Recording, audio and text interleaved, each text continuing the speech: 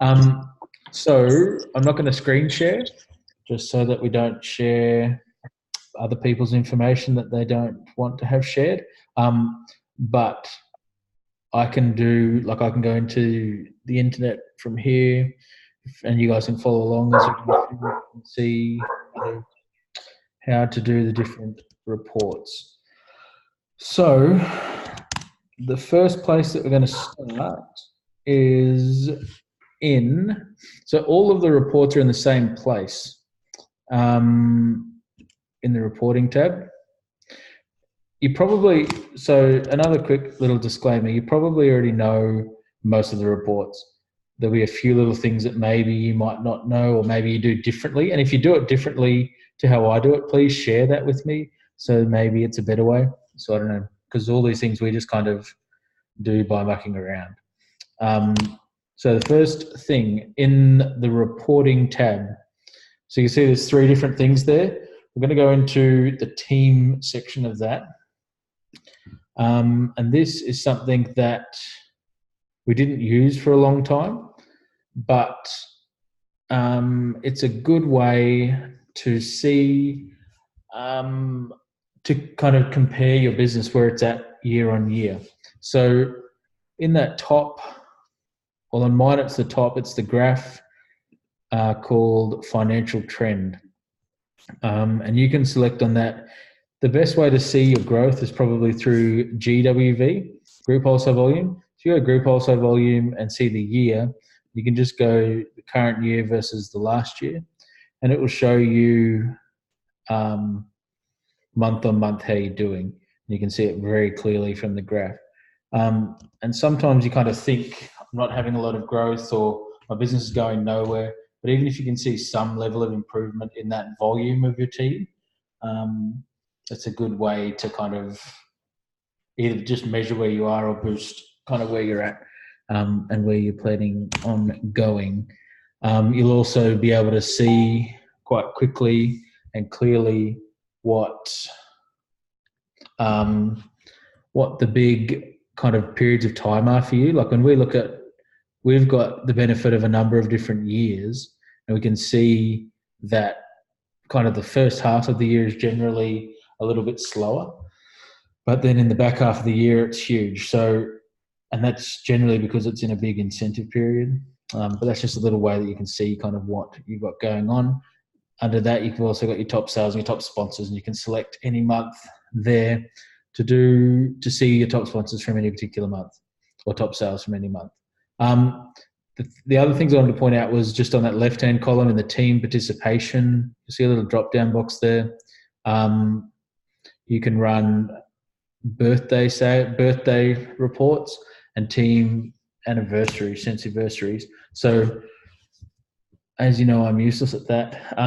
We've gone through periods where we've been pretty good at it, but it's a great way to recognize simple things, and it's a simple thing to do, and it's probably not good enough that we don't do it. But it is. So one of the things that Cindy and I were talking about this afternoon, a lot of people come to Scentsy for different things, different reasons. And so if one of the big reasons that a lot of people do Scentsy, and you might be one of these people too, is for recognition and just for like a high five even, that you are doing something, or that you're having some sort of impact. And that's a great way to kind of acknowledge those things. Please also feel free to talk to me. I don't really want to just talk the whole time. Sorry, I've got no voice and a baby that's possibly going to start crying. That's what we love. Crying babies. It's my favourite thing in the world. There's a little baby. What else have we got here? So monthly birthdays. If you go into your monthly birthdays, where are you for the monthly birthdays? Sorry? Whereabouts are you for the monthly birthdays? In that team, so reporting team dashboard, on the left-hand side, there's little drop-down list on your computer, on your phone, at the top. And so you can go to monthly birthdays, and you can go team. There's options for how to run the report. So you've got team, frontline and downline. When I do it, I generally do downline, which gets your whole group. And you can pick whatever month you want and run that report. You can then export that to Excel if that makes it easier for you to follow, if you're scheduling posts or you're doing whatever. But that is how that, and the team anniversaries is exactly the same. So if it's just your team, that's just your team. But if you do your downline, that will give you your whole downline. Then you can run that report. Wait, what's a team anniversary? Your Scentsy, so the date that you joined. Oh, okay. Yeah. Oh, So we I try to take that on, and I suck at it. I've had great periods of time and I've had terrible periods of time, and I shouldn't stop, but I just. You were smashing it the first half of the year. Yeah. And then I just suck again. So one of the things that Marita told us when we first started to do, it was to do with incentives, but I think it kind of translates to anything in relation to your teams, is that don't do something that you can't always do, no matter how big the team gets. Because, like, for instance, if you're going to do an incentive and you think, oh, I've got to spare $50 this month, I'll buy a $50 gift voucher for the best top sales or whatever, if you want to be amazing. But then if you can't do that every month, then don't do it for 1 month. Does that make sense? So if you're going to send a birthday present to everyone on their birthday and you've got 5 people in your team, that might be achievable. But if you've got 500 people in your team, it's probably not achievable. So try and think about the ways that you're doing things that is duplicatable as your teams grow.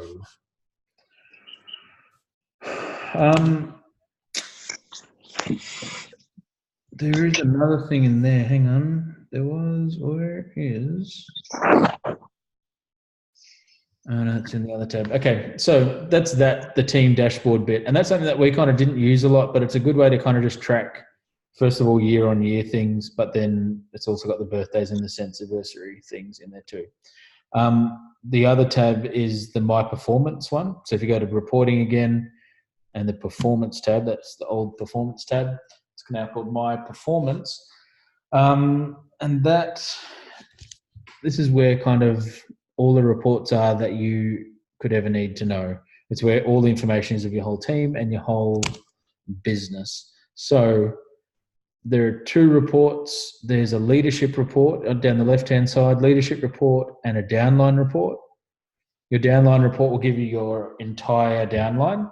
Your leadership report will give you your team and your directors. So if you have directors in your team, they'll be in that report, but their teams will not be, only your team. And that's the difference there. Generally, you'll probably use the downline report the most. That's the one that we tend to use the most. But the principles that I'll show you in a sec are all the same in both of those reports. So the first thing I want to show you, does everyone know how to run a lifetime PRV to see what your team's lifetime PRV is? Do you know how to do that? No. I think I know where to find the column to add it to, show on the line report. But so that's basically the only way. So that is it. So the way that you do that is in that up there, up the top of the report, there's additional, choose visible columns, and you can just add that as a thing. If you scroll down the right-hand column, it's in alphabetical order, you'll see lifetime PRV, you can add that. And then it pops up in that far right-hand column, and then to order it by that, you just click the lifetime PRV on that right-hand side once, and then click it again, and it puts it in order. I went through when I was playing with this, and you can save them too, can't you? Like, I went through and I unticked all the other boxes, so then it just showed their name and their lifetime PRV, and then you can save it. So now when I click on it, I only see those 2 columns, not you can save that report. So I've never done that before. So when you save it, where does it then go? Like, how do you get it back?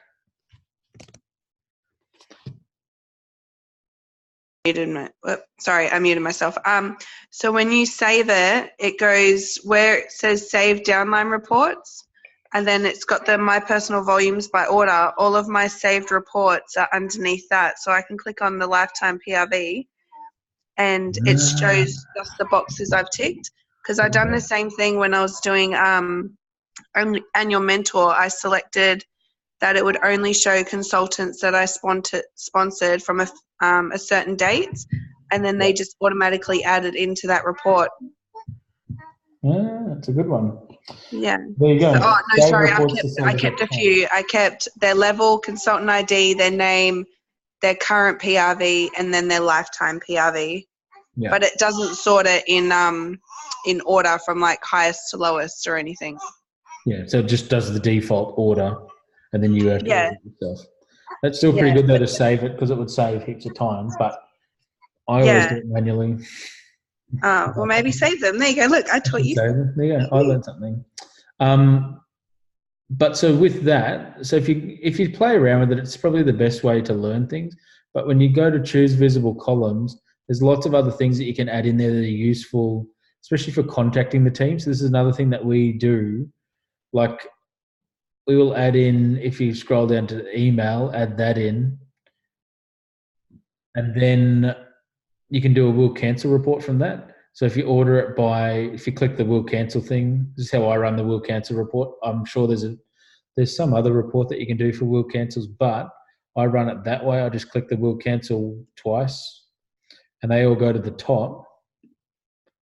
And then I export that. I hope Cindy watches this, because she makes me run this report all the time for her. But so you get the will cancels, so all the ticks are at the top of the list, and you've got the emails there, and then you just export it, and then you open it up in Excel, and you copy that column of the emails down to that bit, and you send them all an email. You say, just letting you know you're going to cancel this month. Do you send email in MailChimp or just on your Gmail account?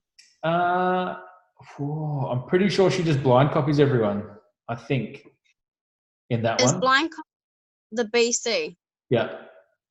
Oh, okay. Because, that was my next question. How do you make people not see who else you're sending it to? Yeah, so if you're doing the blind copy, no one else sees it. I was confused with the CC and BC. I don't even know what CC stands for, but BC is the blind copy. Okay. And that way they don't see it, but you just have to send one email. And I think she did it from there because she got a better open rate or something. I think sometimes from MailChimp it went to junk mail, I think. Yeah, I can tell now which ones she does through MailChimp and which ones she does normally, because all the MailChimp ones end up in junk. Yeah, it's so frustrating because it's not supposed to, and you try and set it up right so it doesn't. But anyway, so she does that. Then we also do so how do you guys do contacts on your phone, like to phone numbers of your team? Do you just enter them manually? Mine, I have saved in groups, and then I've got I've got Scentsy team, and then I've got say Tony, and she's got 1 star next to her name, which means she's my frontline, and then I do a star per gen that they are, and then where it's got their little what is it even called on my phone? Hang on. So I can put them in a group, but then I can also sort them by something else. Or it might be their work info or something. I put their sponsor's name as their work info, but then they're all saved in my team with a star next to them. But how do you get them on your phone? Do you enter them manually? Every time someone new enrolls, I go straight to the workstation and I put all their details in my phone. But I don't text them for some reason. I just have their details in there. Yeah. So the way that I have done that for us is I set up a new email just called something teamcontacts@gmail.com, and I exported. So I added the phone numbers as the choose visible columns in that report, added their phone numbers and their emails, and then exported it to Excel, and then imported it back into Google Contacts and synced that with the phone, and it just puts them all on the phone, like automatically. What was the last step after export to Excel? So export it to Excel, and then you can get like a template from Google Contacts of how to lay out. Or you can export your contacts to get the layout of like what all the tabs are supposed to be called, to import a file into Gmail, and then you just copy and paste the columns into their proper spots. And then if you import that list into Gmail, and you've got that Gmail account on your phone, it'll just sync, and you can sync your contacts with. See, I don't know. I don't trust that. I have to do it all manually. Even when I put all my customers' details in, like if I go through and I text out all 500 people I've sold to, I manually put in all their numbers when I do it because I don't trust the whole copy and paste thing. I'll stuff it up somehow. Cindy stuffed it up once, and we had like, she had like 1,000 people with her name on her like customer list. It all had her name on the numbers, and her number was everyone's phone number for ages and stuff. Like, it was just stupid. Yeah, I do that when I order for them, through a sale or something like that. I just put my name and my email, and then my Scentsy Club came this month, and it was for Maria Davis, and I'm like, what the hell? Who's Maria Davis? And then I realized I'd signed my Scentsy Club up under one of my customers, and she had my name and email. So then I had to go through all my Facebook messages and find out everyone's bloody details.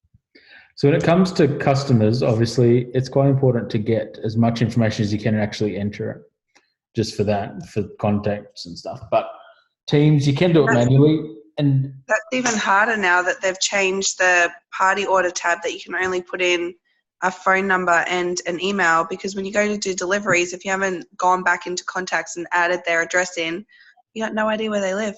Yeah. That sucks.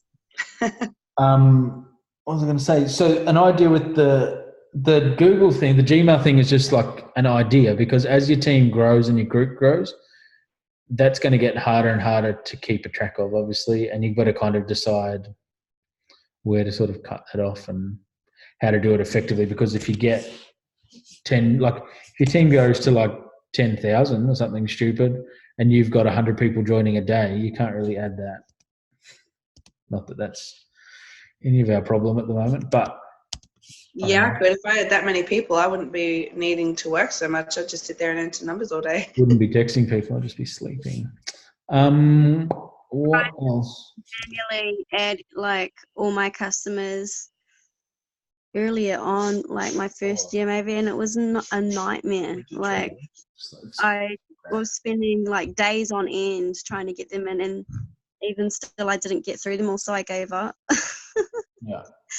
And because Maven, just now I don't even bother saving, because I can go back in my messages and just be like, oh, it's that person that I'm texting or whatever.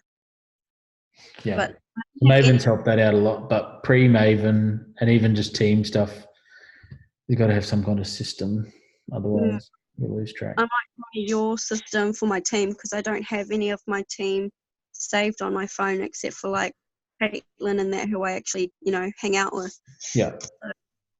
Well, the biggest thing we found too is like, we like to use the group page and the news tab for most announcements and stuff, but there are still people that don't see them, don't go on the workstation, and don't go on the team page ever. And so there's always someone that misses out that kind of could have had that. And so we try and do text outs. I used to use my Android phone, and that was good for that, because there's like that mighty text thing that you can schedule text and bulk text and stuff. So, but now I've got an Apple phone, so it's weird, and I haven't kind of figured that out yet. But for group texting, but it was handy to be able to text everyone if there was an announcement. Yeah, that was the main thing. What are the other things that we were supposed to talk about? New consultants report. So if you're in that downline thing, you can just order it by enrollment date, and that gives you the last you can go back as far as you want on that, and that'll give Can you. you do a reinstatement report? I don't think so. Not that I know of. It would be great if you could. Yeah. I think they just appear back. Yeah, because when you put them in, like by join date, you know, they could have joined like 5 years ago for me. Some of them. Yeah, so that's a tough one because you have to kind of monitor that more manually, I guess. Track your emails, I guess. Hey. Yeah. Trying to think if there's anything other things that we do. Increase percentage, group reports, team reports, certified sensational start. There is a sensational. So on the left-hand side there, there's those leadership reports. Sensational start, essential to certified, shooting star, and promotions. The promotion one runs on after pays are run, so after commissions are run, and that gives you a list of everyone that's promoted, and you select your month for that. But I also, what else? The shooting star one. I don't really use these reports very much, so I don't know that much about these ones. I don't know how, but my shooting star is like already saved, and I don't remember. Like I'll show you. If you can see. Wait, how do I switch my video thing around? Oh yeah, here we go. Oh no. Can you see that? Sensational start, shooting star. Yeah, everyone's got those. It's like a default one. It does your entire team too, doesn't it? Not well, I don't know. I don't have second or third gen directors or anything, but does it do your entire team or just your direct team? Let me have a look. You can go. Team for me anymore. You can say group or team. Oh, okay, cool. For the shooting star one, you can. For promotions, you can also. Sensational start. Oh, yep, I see. You get up the top there, you can select whether you want to see your group or your team. So it's kind of difficult to know when to, like for you guys with multiple directors, mainly Leanne here, but where you've got directors under you and you don't know kind of, because you have to kind of keep a track of everything still, it gets difficult. You have to try and keep a track of group as well as your own team. You've got to try and juggle how much time you're putting in, but it's good to be able to run those reports separately sometimes and be able to see the important information separately so that you can still acknowledge like PRV and recruiting even just within your team is kind of good. Is there any because other? like What's that? I was just ask like what do you and Cindy look at every day? Like what are your go-to things? My go-to thing that I always look at, I don't know about Cindy, but I run the downline report and then I filter it by group wholesale volume. Or no, team, personal team wholesale volume. Yeah. I order it by that and then it just shows me who's doing really well and who's getting close. Because what we really kind of, or what I'm more focused on, what I'm kind of more interested in is where people are in relation to promoting to director. That's what interests me. And so when I see people are close or they're growing, or like it's the beginning of the month and they're already halfway there or something, like especially directors that we've already got, it's kind of a big deal. And I like to kind of that's what I kind of track, especially in those bigger months and as we're like when we were looking for promotions, again, that was obviously something that we tracked. But it helps you see, the reason why I running that report is, so if you look at team wholesale volume, it shows you who your producers are. One thing that Marita used to always talk about when she was here, when she's come here a couple of times, she always talks about who the producers are. And I was like, oh, Yeah. like you can have good. So if you've got someone that's really good at sales, but not like, so someone can have, it's kind of like that ratio of sales to your group sales. If you're kind of volume, if you're doing all the work in your group and no one else is helping, you kind of need to change that for it to be sustainable. Does that make sense? So if you've got, it's a good way to see, okay, well, that person's got, I don't know, 8,000 group wholesale volume, but they themselves have 6,000 PRV, then those are big numbers and they're not accurate anyway. But it's a good way to see, well, they need to try and work with their team to grow their team sales so that they can have a more sustainable business. Or but when they're own, or if they're like, if they've got a huge group wholesale volume but their PRV is like 100, and you say, well, you're not going to get paid any bonuses unless you get your 500 PRV, you can see that very quickly and kind of get in touch with them, make sure they're on the right track. And then the other report is just new recruits. Active frontline also. They're the kind of key indicators to me. So active frontline, to get paid as a director, you have to have 3 active frontline. And that sometimes can be a challenging number for people when they're getting close to that director promotion. So that's something that we always try and keep an eye on to make sure that people are aware and kind of working towards having at least 3 active frontline. And then new recruits are something that we like to track as well, and just see who's smashing recruiting. Because really the whole business is sales and recruiting, and then just making sure that both of those things are sustainable. So we kind of look for a good balance of PRV and wholesale volume and make sure that everyone's kind of moving in the right direction. That's what I do. I've never tracked by group wholesale. I've only ever tracked PRV, so that's a good tip to be able to determine if leaders and stuff. Yeah, well, one of the things to remember is that in order for you to promote to star director, right? That's what everyone's kind of aiming for at the moment. In order to promote to star director, you have to have 2 directors, and you have to have certain volumes, and you have to have active frontline, but then they have to have active frontline and their own volumes. And if you're only focused on your sales or their sales, that's not going to fill in the whole picture. Like if you can get people within their teams to get them to boost up to that 10,000 group wholesale volume, you can only see that by looking at, like if you order it by personal team wholesale volume, you'll see very quickly which teams are the ones to watch and which teams are growing and which teams are kind of moving in the right direction.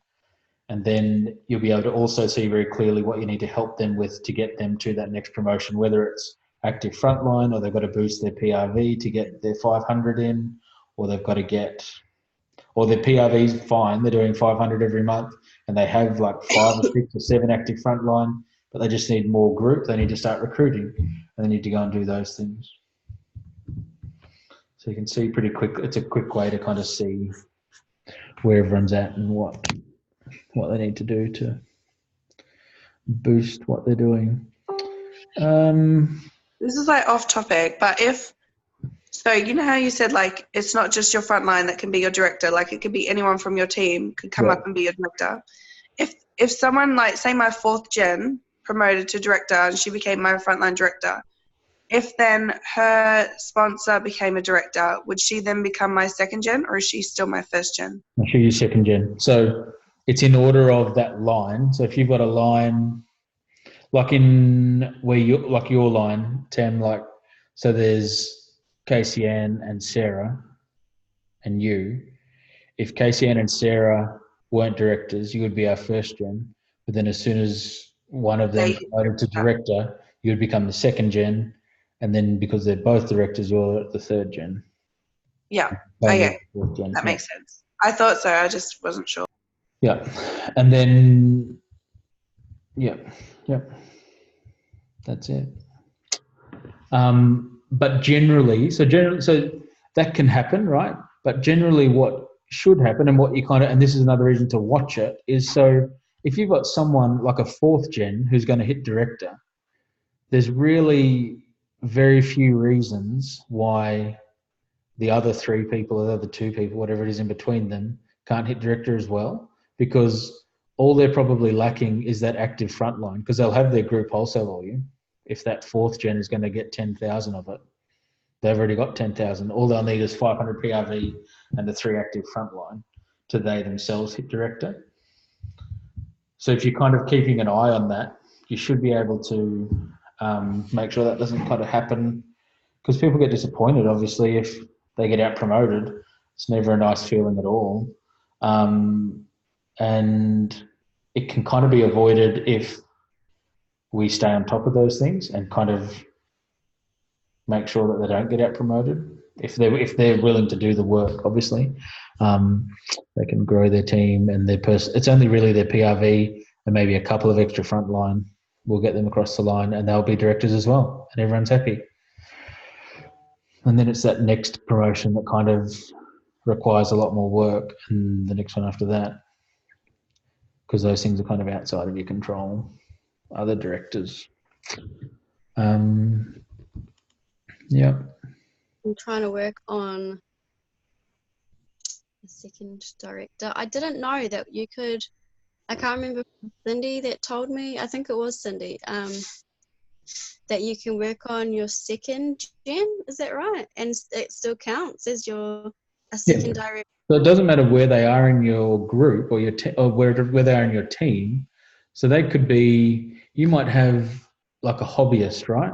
You might have a hobbyist who you signed up, but then they signed up some other amazing rock star person who's selling up a stall.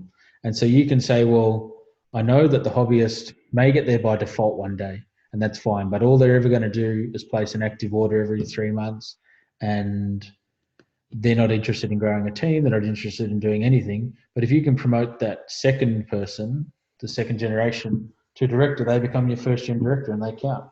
Absolutely.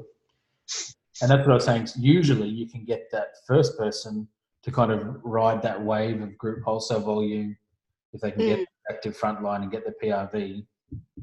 And then they can both promote. Sometimes if they don't promote, it's an even bigger kind of knife in the heart and they just give up. But sometimes if you can, that's why if we can be aware of those opportunities to help people promote, because usually if there's someone good underneath them, they can ride that right through to director. Yeah.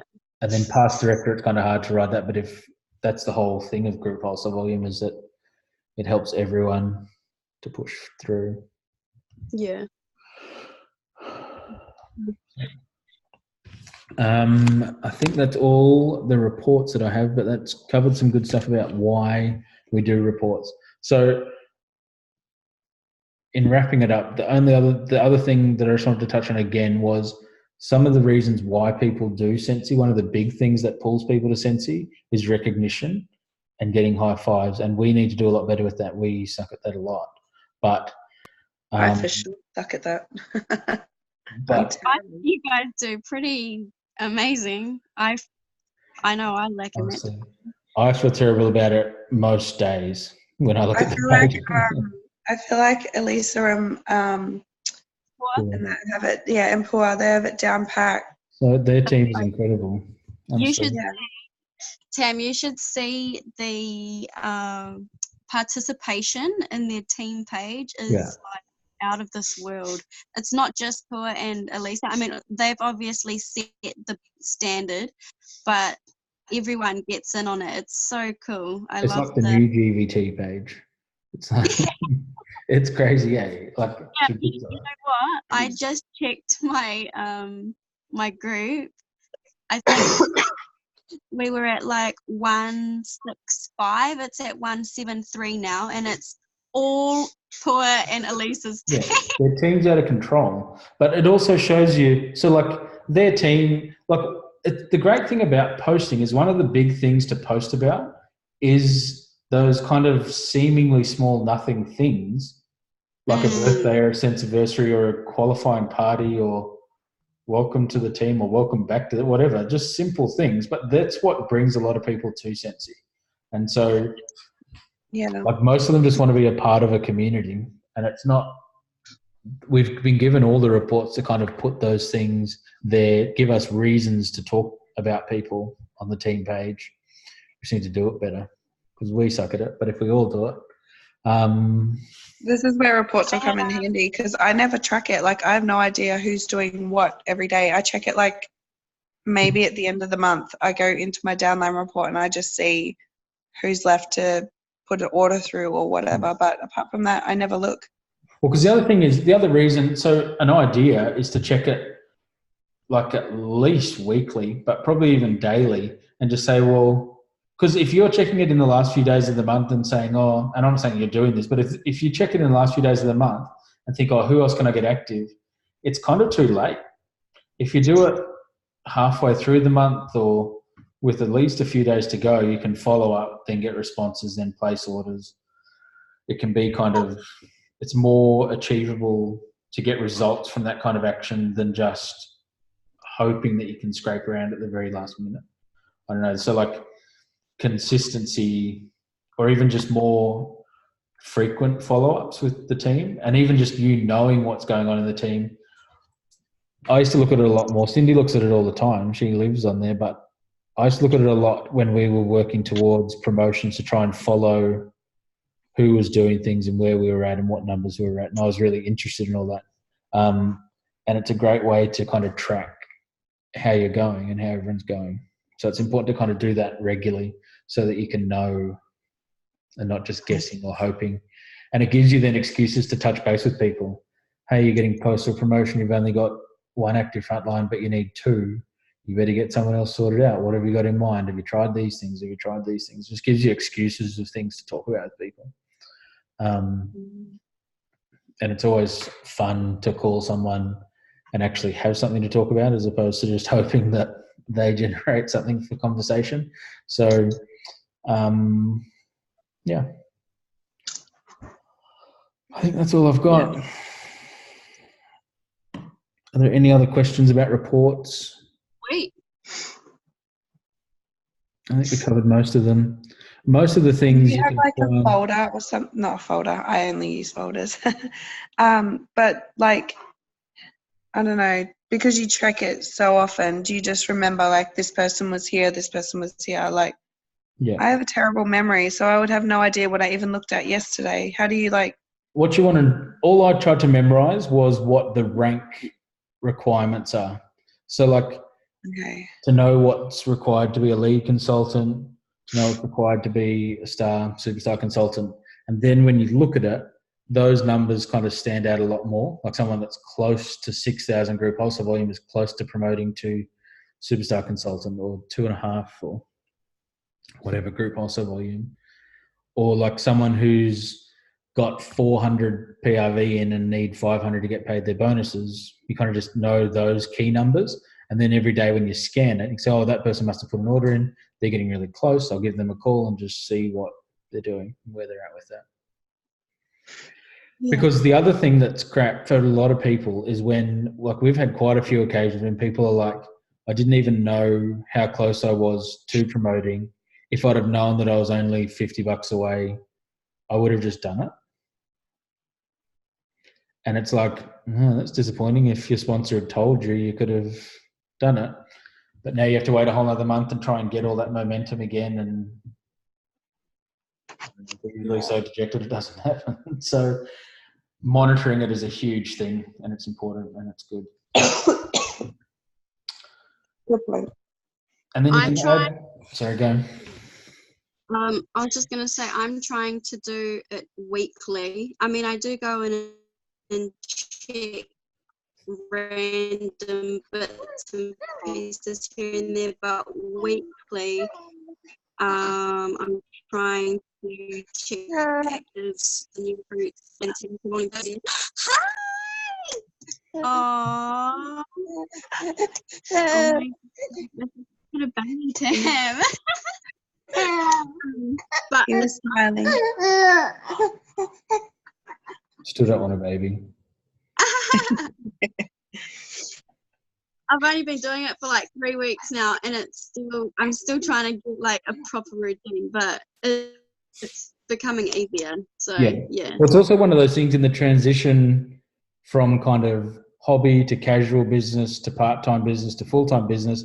You have to kind of, it's going to be full-time work almost, like, and not 8 hours solid a day, but it's going to be regular things daily, like checking things and monitoring and calling people and all that kind of thing. It's just a matter of figuring out what's important, and promotions to people are important, and tracking those things, staying active, getting the 500 PRV in every month, those types of things. And so if you know those key things and know how to track that, then in the performance tab, you can kind of stay on top of it so that no one misses out on anything and everyone stays happy.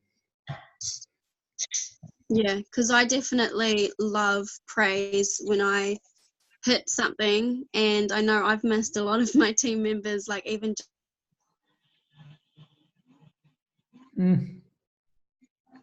Did she just freeze? just 10,000 lifetime PRV or whatever, and they've Yeah. come to me and been like, I hit my such and such, and I'm like, I'm so sorry. Yeah. But Well, I'm even in the process of, and I still haven't done it, but I've been in the process for a long time of texting everyone and just saying, if you want to be, the other thing that I've sort of doing is, if you want to be shouted out, just tell me. I'll do it. Like, it's not always possible for me to see everything and be across everything and know everything that's happening in your life. But if you tell me that you just did your first party, I'll put it on the team page and everyone can tell you how good you are, and that'll make you feel good. Like, if that's what you need, I'm happy to do it. Like, I just, Then when you feel awkward, hey Andrew, I just like totally hit my numbers. Are you gonna shout me out, or are you just gonna like leave me to celebrate my own success? you'd be surprised how many people don't care. Like, they just want well, that's what brings a lot of people here. A lot of people are here just to be high-fived and to feel good about what they're doing. And there's nothing wrong with that. For some people, they'll just chip away forever and be amazing by themselves. But for other people, they want to be shouted at for everything, and it's not embarrassing for them to ask it. And if that's what makes them tick, then I'm happy to do it. I just need to know. Like, I can track things, but there's some things that you slip through and you just need to be told. And, I just had a thought. Why don't we should do something like you